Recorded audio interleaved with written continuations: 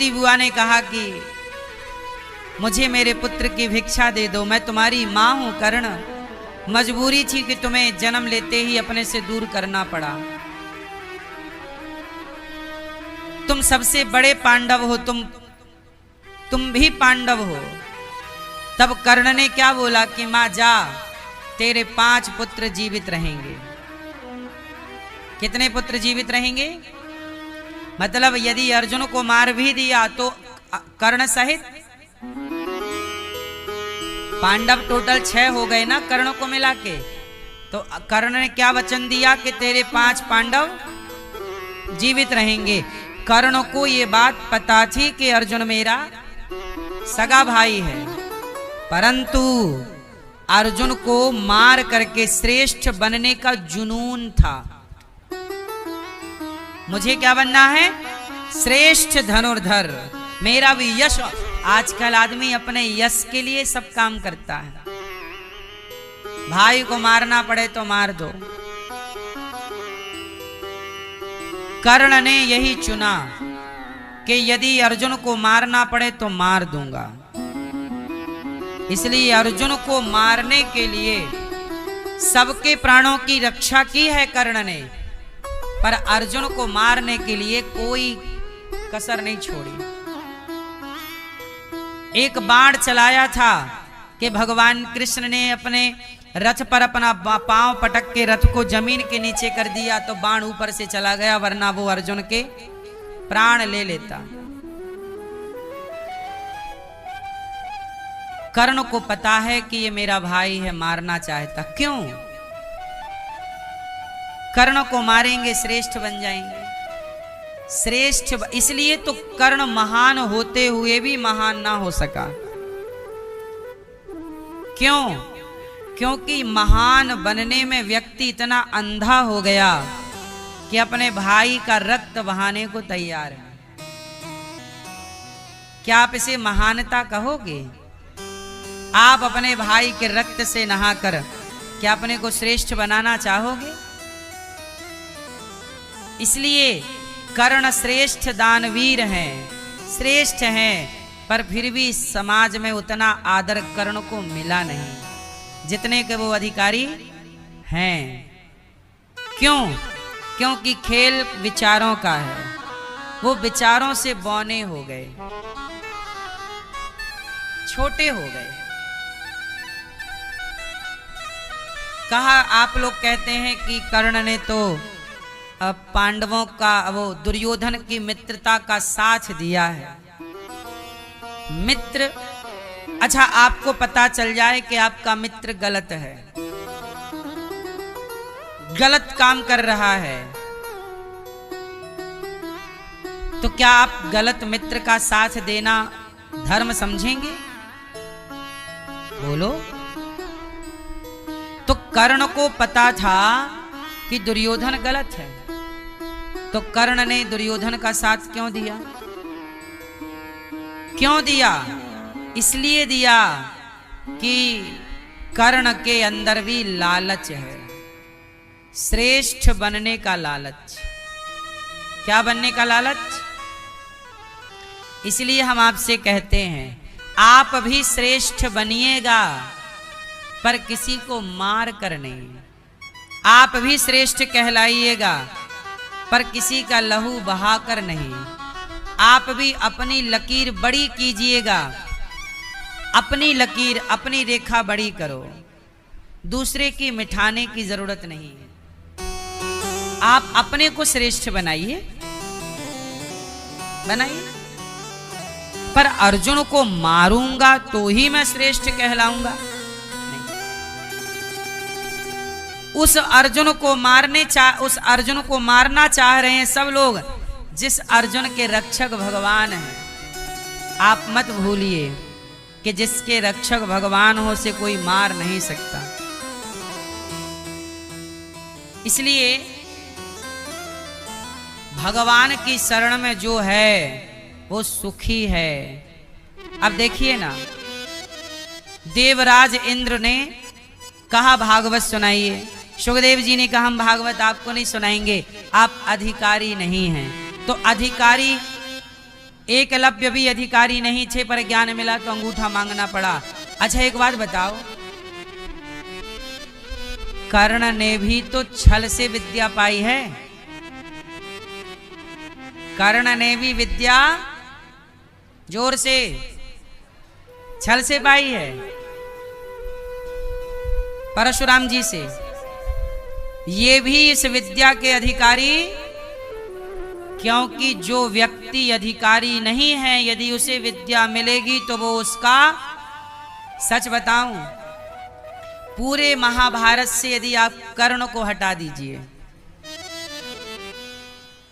यदि आप कर्ण को हटाते हैं तो महाभारत ही नहीं होता। क्योंकि दुर्योधन जो उछल कूद कर रहा था वो कर्ण के बल पर ही कर रहा था।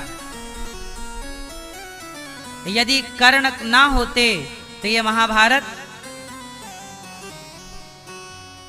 चीर हरण करने की इजाजत भी कर्ण ने दी थी। कर्ण ना होते तो द्रौपदी का चीर हरण ना होता।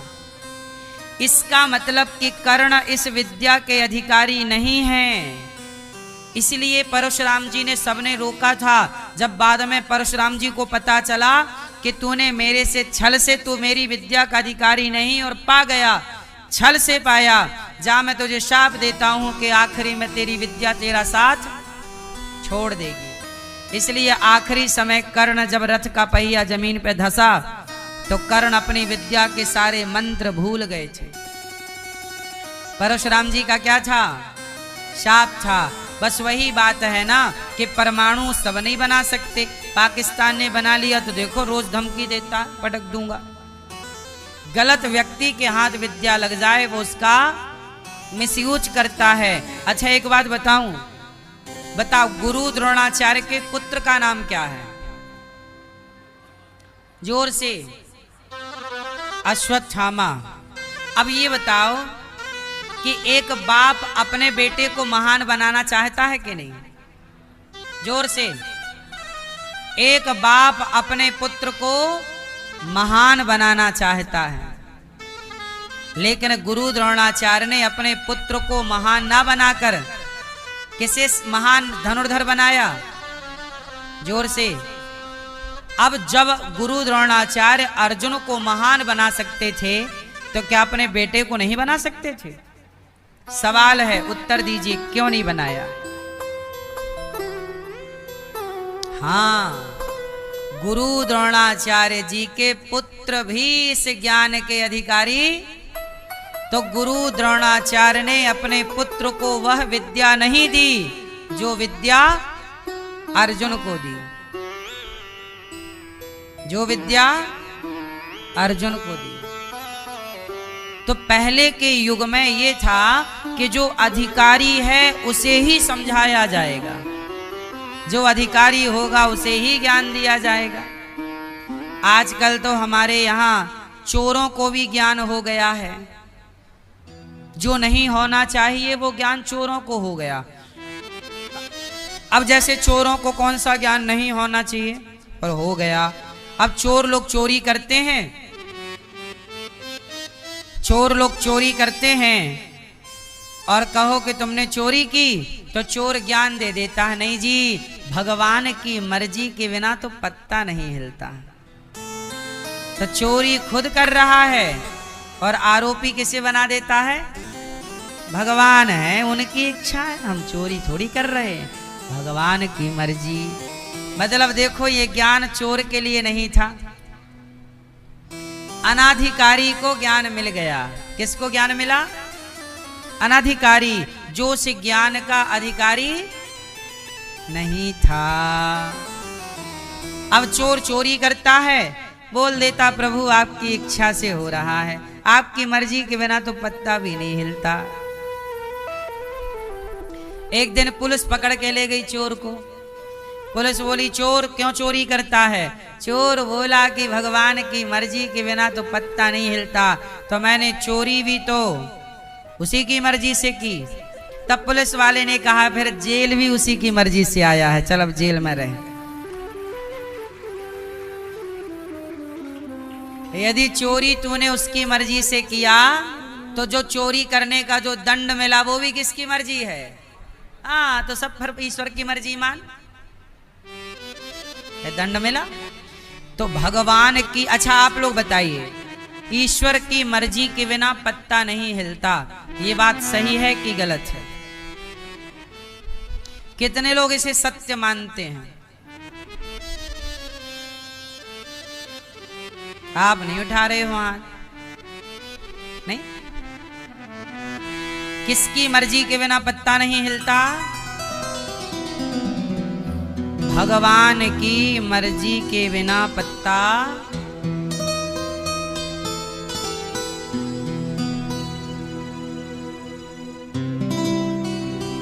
आप कह रहे हैं ये बात सही है, तो फिर ये बताओ चोर चोरी करता है तो ईश्वर की मर्जी है, तो फिर ईश्वर ही दोषी है, आप दोषी तो है नहीं। क्यों मैया? फिर पाप आपको लगेगा कि भगवान को? जोर से। यदि आप ये मानते हैं कि ईश्वर की मर्जी के बिना पत्ता नहीं हिलता, तो फिर जो भी पाप हुए हैं आपसे, वो पाप का भागीदार आप हैं कि भगवान है? भैया उत्तर दीजिए, आप बताओ कौन है पाप का भागीदार? आप हैं। तो फिर भगवान की मर्जी के बिना पत्ता नहीं हिला तो आप पाप के भागीदार कैसे हो गए? सिद्ध करिए से। हैं? क्यों भैया? भगवान की इच्छा के बिना पत्ता नहीं हिलता, तो जब आप पाप किए तो वो पाप किसे लगेगा, आपको कि भगवान को? क्यों लगेगा आपको? मर्जी तो ईश्वर की थी, तो आपको पाप क्यों लगेगा? हैं? क्यों? हाँ, क्योंकि आपके और भगवान के बीच में एक चीज और है, और वो है आपकी अपनी समझ, आपकी अपनी बुद्धि। ईश्वर की मर्जी से संसार चलता है, पर ईश्वर ने आपको आपकी बुद्धि दे रखी है कि कुछ निर्णय बेटा तुम लेना। शराब पीना है कि नहीं, ये निर्णय आपका है। दान पुण्य करना है कि नहीं, निर्णय आपका है। भूखे को रोटी देना है कि नहीं, ये निर्णय आपका है। इस बुद्धि के निर्णय से आपका पाप और पुण्य डिसाइड होता चलेगा। आपने सही निर्णय लिया, सही कार्य करते चले। अब आपके पास रास्ते दो हैं, एक पुण्य का रास्ता, एक पाप का। आपके सामने दारू भी है और दूध भी है। दारू पीना है कि दूध पीना है, मर्जी आपकी। आपके सामने पाप भी है और पुण्य भी। पाप के रास्ते पर चलना है कि पुण्य के। ईश्वर ने आपको बुद्धि देकर स्वतंत्र कर दिया है, जबकि ये बुद्धि कुत्ते के पास नहीं है, इसलिए कुत्ते को पाप नहीं लगता। शेर हिरण को खा जाता है, हिरण का मर्डर ही तो करता है शेर, लेकिन शेर को पाप नहीं लगता, क्योंकि शेर के अंदर पाप पुण्य की बुद्धि ईश्वर ने नहीं दी। शेर कभी ये विचार नहीं कर सकता कि ये पाप है या पुण्य, ये सही है या गलत। कुत्ता, बिल्ली, चींटी, मच्छर, मक्खी, 84 लाख योनि, केवल आपको ईश्वर ने ये बुद्धि और ये समझ दी है। आप निर्णय कर सकते हैं कि आपके लिए क्या सही है और क्या। इसलिए आपको जब समझ दे दी तो ईश्वर ने आपको कर दिया स्वतंत्र। इसलिए 84 लाख योनियों में किसी भी योनि को कोई पाप नहीं लगता। पता है आपको ये बात? कुत्ता चूहा खा जाए उसे पाप नहीं लगेगा, बिल्ली दिन भर चूहे खाती है उसे पाप नहीं लगता, पर आप बेवजह चूहा मार डालो तो आपको पाप लग जाएगा। हाँ या ना? आप हिरण मार दो आपको पाप भी लगेगा और सरकार भी आपको दंड देगी, पर शेर हिरण मारेगा तो ना सरकार दंड देगी ना उसे पाप लगेगा, क्योंकि उसके पास बुद्धि ही नहीं है। कौन सी बुद्धि? यहां दो बुद्धि की बात कर रहा हूं। एक बुद्धि तो है शिकार करने की। शेर कैसे प्लानिंग करता है? शेर 84 लाख योनियों के पास पाप और पुण्य का विचार नहीं है। किसका विचार नहीं है? बुद्धि तो है, ये मेरा बच्चा है, शेरनी को पता है मेरा दूध पिलाती है, दूसरे को खा जाती है, तो बुद्धि तो है, पर उसके पास पाप पुण्य की बुद्धि, और ये बुद्धि आपके पास है। इसलिए जब आप कोई भी पाप कर्म करते हो तो उसका जिम्मेदार भगवान नहीं है, उसके जिम्मेदार आप, क्योंकि आपको पता है कि ये गलत है, फिर क्यों किया? इसलिए कहता हूं कि आप इंसान हैं, मनुष्य हैं, आपकी जिम्मेदारी ज्यादा है, आपकी जिम्मेदारी ज्यादा है। इसलिए आपको जिम्मेदार बनना होगा। जिम्मेदारी से चलो। क्या देखें क्या ना देखें, क्या खाएं क्या ना खाएं, क्या बोलें क्या ना बोलें, कहाँ जाएं कहाँ ना जाएं, क्या सुने क्या ना सुने, क्या करें क्या ना करें, सबका विचार होता है। जैसे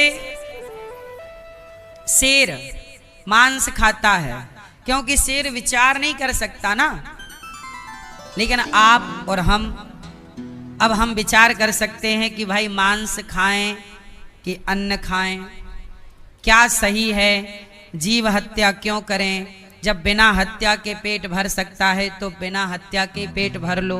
हम लोगों के पास ये मंथन है, विचार है। ऐसा विचार कुत्ता नहीं कर सकता, ऐसा विचार बिल्ली नहीं कर सकती। आप इंसान हो, आप विचारवान लोग हैं। कौन से लोग हैं?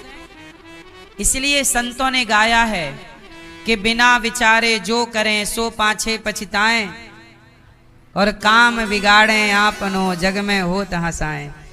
इसलिए साहब चोरी करना छोड़ दो, भ्रष्टाचार करना छोड़ दो, गलत काम जो करोगे फिर वही पाप की गठरी आपके सिर पर आएगी। तो ईश्वर को पाप पुण्य से परे हैं, ईश्वर सदा निर्दोष हैं।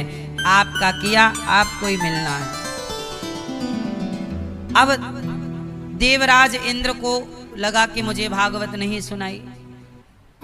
स्वर्ग में सत्यलोक में तराजू बांधी, भागवत जी के एक पलड़े पर, तराजू के एक पलड़े पर भागवत जी को रखा, दूसरे पलड़े पर स्वर्ग के सुखों को रखकर तौला, तो भागवत जी का पलड़ा भारी है। भागवत जी की बराबरी कोई नहीं कर सकता। तब इंद्र का अहंकार मिट गया। इंद्र भागवत जी को प्रणाम किए, भागवत से भगवान प्रकट हो गए। बोलिए भागवत भगवान की।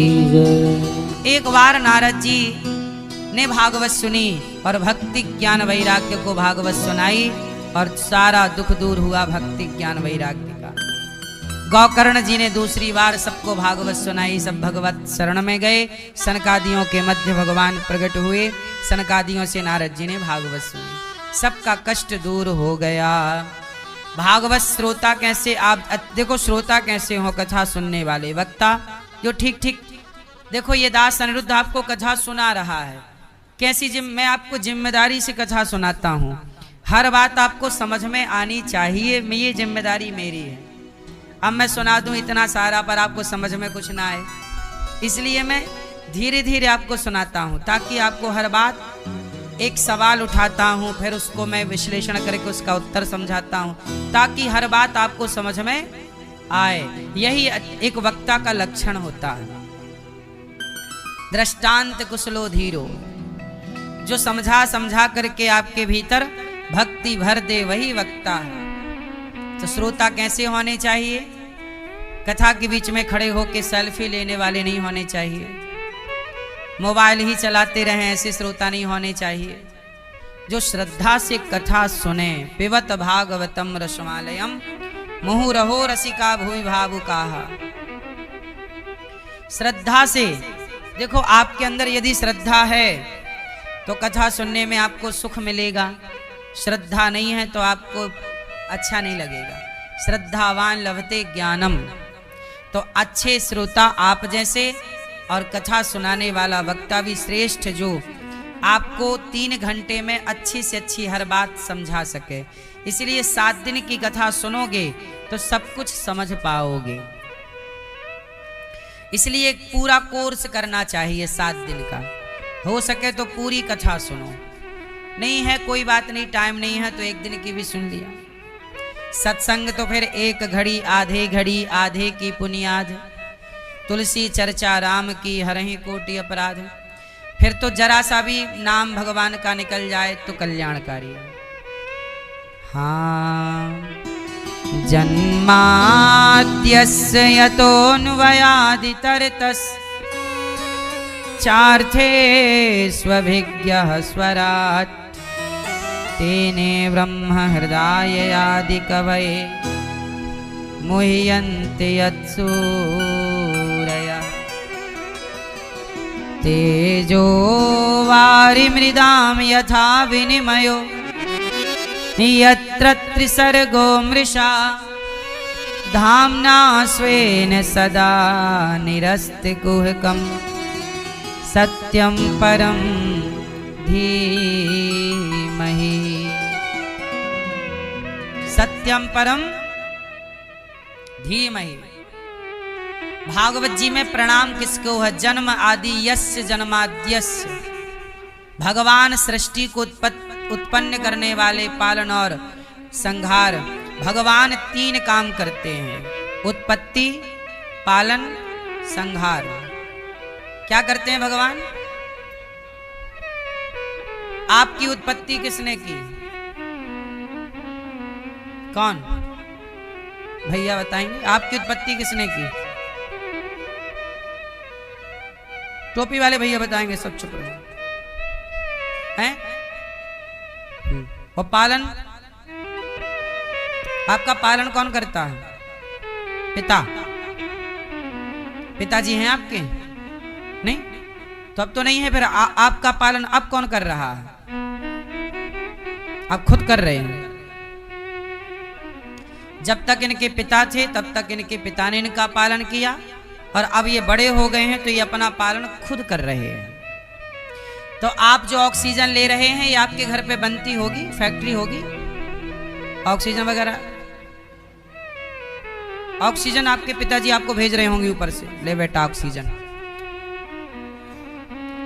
आप खुद तो बना लेते हो, आप कह रहे हैं हम खुद अपना पालन कर लेते हैं। ऑक्सीजन वगैरह आप लोग बनाने की फैक्ट्री है आपकी? नहीं तो ऑक्सीजन कहां से लेते हो? किसका दिया है ऑक्सीजन? पिता का, आपके खुद का, या किसी और का?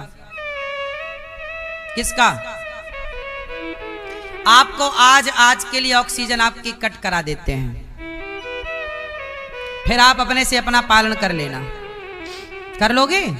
आपके पिताजी आएंगे, कर लेंगे आपका पालन, कर लेंगे। फिर आपके 1 घंटे के लिए ऑक्सीजन कट हो जाए, 1 घंटा बहुत है, 2 मिनट के लिए। क्यों? आपके 2 मिनट के लिए ऑक्सीजन कट हो जाए, छटपटा जाओगे? विश्वास ना हो तो 2 मिनट के लिए पानी में डूब के देख लो, नदी में। प्राणों की पड़ेगी, सांस लेने के लिए आप छटपटाएंगे मछली की तरफ, कहां से प्राण मिल जाए, ऑक्सीजन मिल जाए। बोलो हाँ। फिर 2 मिनट भी आप अपने को सरवाइव नहीं कर सकते, 2 मिनट भी आप अपना पालन नहीं कर सकते। यदि ईश्वर अपने हाथ खींच लें तो आप 2 मिनट भी खड़े नहीं रह सकते। ये बात सही है कि गलत है? जोर से। ईश्वर ही हमें उत्पन्न करने वाले हैं और भगवान ही हमारे पालनहार हैं। ऑक्सीजन वही दे रहे हैं। हम जो खा रहे हैं वो पचा कौन रहा है? आपके भीतर एक अग्नि होती है जिसे जठराग्नि कहते हैं। जठर, वो आपके पिताजी ने बिठाई थी आग आपके भीतर की, आपने खुद ने बिठा लिया था? आपके अंदर आग है, आग भोजन पचाने वाली। तो कौन पिताजी गए थे सिगड़ी लेके माचिस लेके ला आग लगाओ?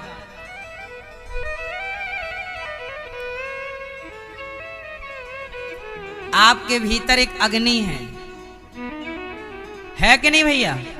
जो भोजन पचाने का काम यदि वो बुझ जाए, सोचिए बाहर की आग तो चूल्हे की लकड़ी डालते रहो जलती रहेगी, लकड़ी नहीं डालो चूल्हे की आग। लेकिन आपके भीतर एक आग है जठराग्नि, उसे कौन जलाए रखता है? वो बुझती नहीं है, और वो बुझ जाए तो आप भी बुझ जाओगे। सही है? कौन जलाए रखा है उस आग को? हाँ, इसलिए आपके पालनहार हर समय जठराग्नि के द्वारा, ऑक्सीजन प्राणों के द्वारा आपके भीतर एक आत्मा है, वो निकल जाए फिर कर लो अपना पालन। आदमी अपना पालन खुद करता तो आत्मा के बिना सब लोग अपना पालन क्यों नहीं कर लेते? फिर काहे शमशान की ओर चले जाते हैं? इसका मतलब है आप और हम अपना पालन एक सेकंड भी अपना पालन नहीं कर सकते। हम आत्मा के द्वारा, जठराग्नि के द्वारा, प्राणवायु के द्वारा ईश्वर ही हमारा, और हम उस पालनहार को भूल जाते हैं और कहते हैं हमने भी तो मेहनत की है। आत्मा ना होती तो आप मेहनत क्या कर लेते?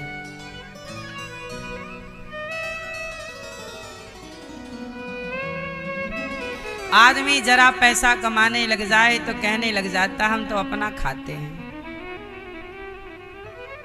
मैया जा रही हो, टाटा।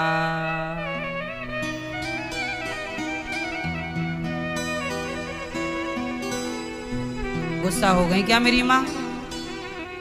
जल्दी आना कक्षा में। सुनो, तो भगवान हम सबके कौन है? हाँ, तुम ही हो माता पिता, तुम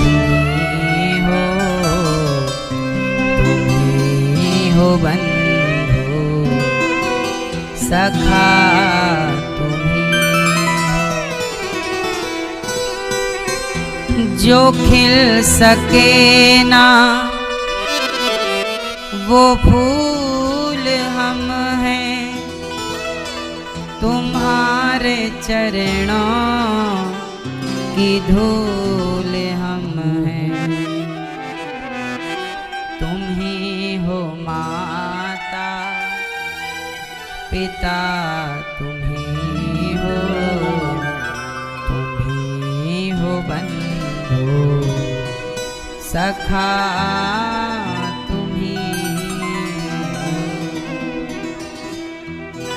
कितना भी पैसा धन धान्य कमा लो भाई, भुलाया ना करो। भगवान ही हमारे सब कुछ हैं।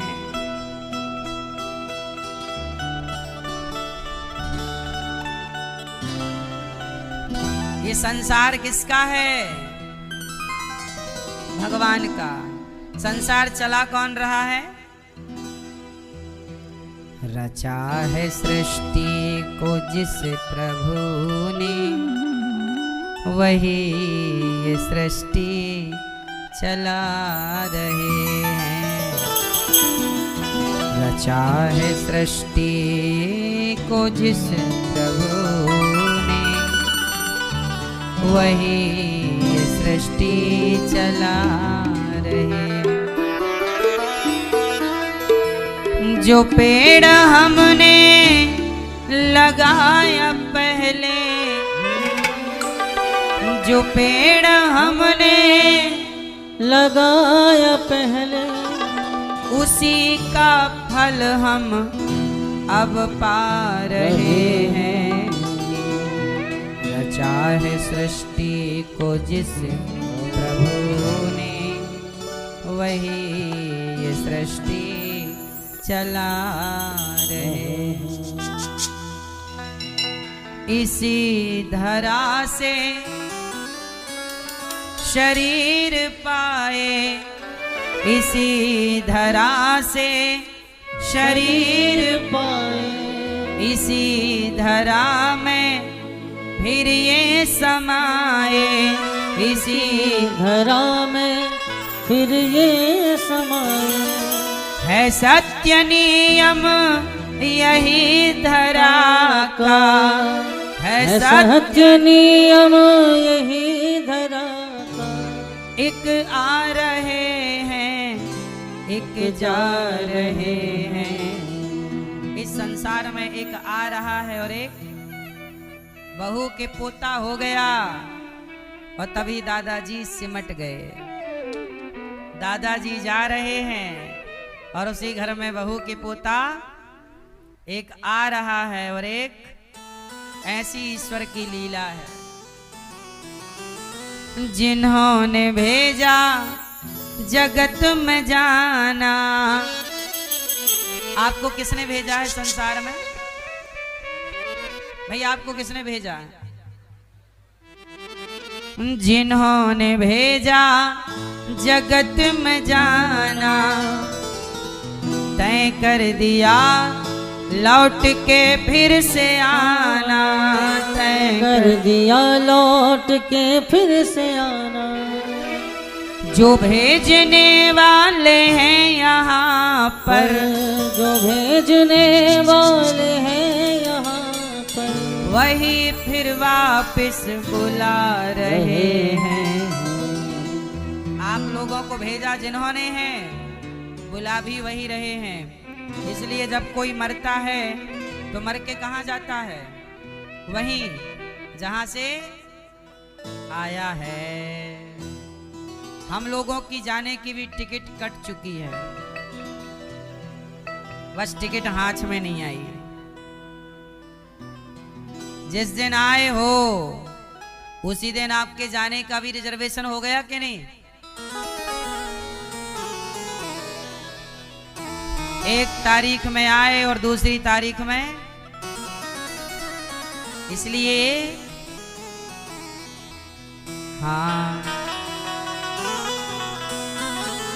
जिन्होंने भेजा जगत में जाना, जिन्होंने भेजा जगत में जाना, तय कर दिया उन्होंने किस तारीख को?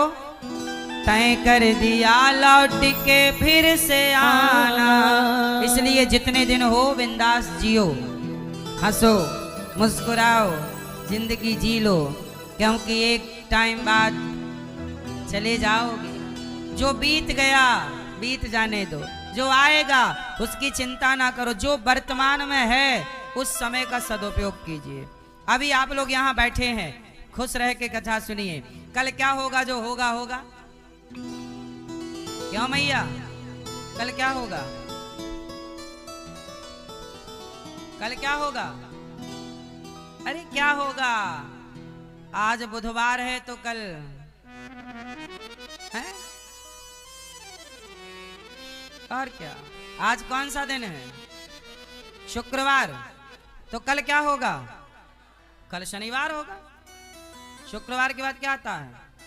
इसलिए कल क्या होगा भाई? आज शुक्रवार है तो कल शनिवार होगा। कल क्या होगा? कल एकादशी होगी। कल क्या होगा? योगिनी एकादशी होगी। कल योगिनी एकादशी है। इसलिए कल की ज्यादा चिंता ना करो। जो कल होना वो तो फिक्स है। क्यों मैया?